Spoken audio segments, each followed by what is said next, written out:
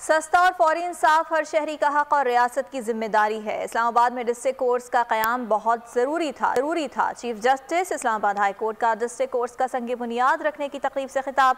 کہا وزیر اعظم کو مبارکباد دیتا ہوں کہ 60 سال میں پہلی بار کسی نے عوام اور سائلین کو عزت دی اور ان کے حقوق کو تسلیم کیا۔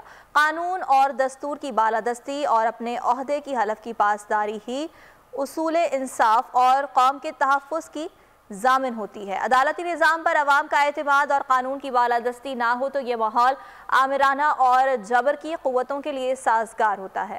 6 دہائیوں کے بعد ضلعی عدالتیں اور سائلین اور وکلا کے الگ کمپلیکس کی بنیادیں رکھی جا رہی ہیں۔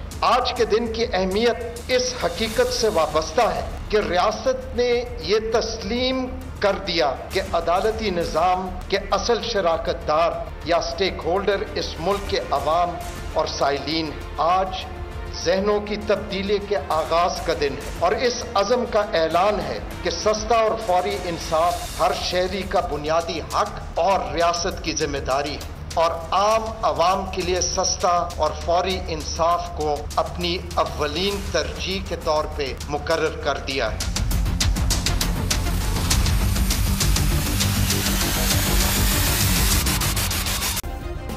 سبسکرائب کریں اور بیل دبائیں تاکہ کوئی خبر رہ نہ جائے۔